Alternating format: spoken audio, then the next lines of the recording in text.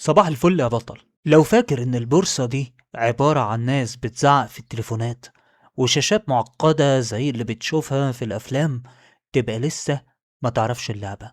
النهاردة هقولك ازاي تبدأ مشوارك في عالم الفلوس، وهنفهم مع بعض بالراحة كده هي ايه البورصة دي اصلا، وازاي سهم زي شركة ابل او فوري سعره بيطلع وبينزل.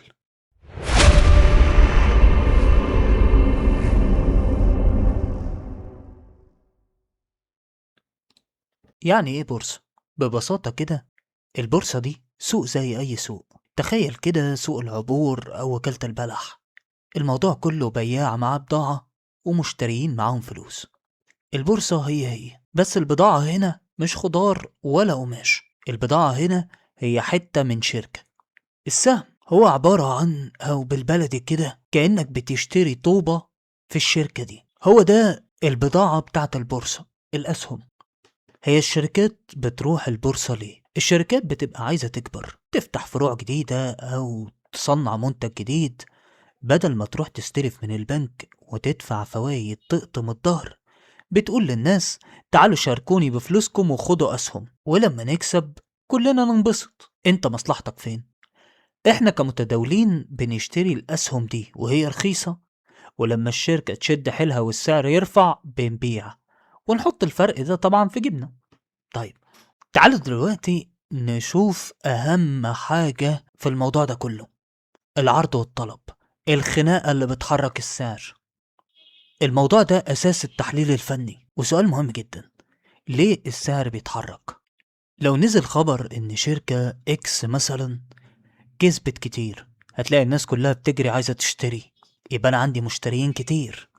عدد أسهم الشركة إكس دي بيبقى محدود، فبالتالي أنا عندي بضاعة قليلة، يبقى النتيجة السهم بيطير. طيب لو حصل في الشركة دي مشكلة، الناس بتخاف وعايزة تخلص من السهم اللي معاها، فيبقى عندي بياعين كتير ومشتريين قليلين، فبالتالي السعر بينزل الأرض.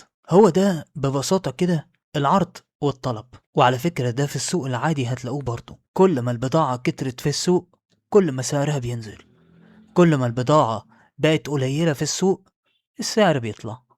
وطبعا القاعدة في موضوع العرض والطلب إن السعر دايما بيروح ناحية الكفة اللي غلبانة.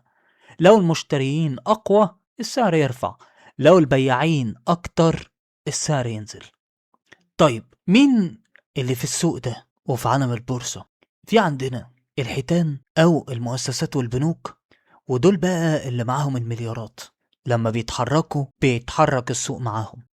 وفي إحنا الأفراد المتداولين العاديين، احنا بنحاول نكون اذكياء، نشوف الحيتان رايحة فين ونركب الموجة معاهم. بس خلي بالك، واحنا كأفراد في مننا نوعين: نوع مستثمر، وده اللي بيشتري السهم ويركنه سنة ولا اتنين، زي اللي بيشتري شقة ويسيبها للزمن. وفي نوع تاني اللي هو المتداول، ده بقى بتاع الخطف والجري، يشتري النهاردة ويبيع بعد يومين أو أسبوع مثلا لما السعر يتحرك حركة بسيطة. وده اللي هعلمهولك في الكورس ده. وتعالى كده نلم مع بعضينا المقدمة بتاعة الكورس، أو الكلمتين اللي احنا قلناهم من البداية. البورصة هو سوق زي أي سوق. السهم هو عبارة عن ملكية، طوبة ليك في المبنى، تمام؟ السعر بيتحرك بخناقة العرض والطلب. دي كل المعلومات اللي أنا قلتها لحد دلوقتي. وقبل ما نشوف وندخل في حاجات أعمق شوية، عايز منك طلب.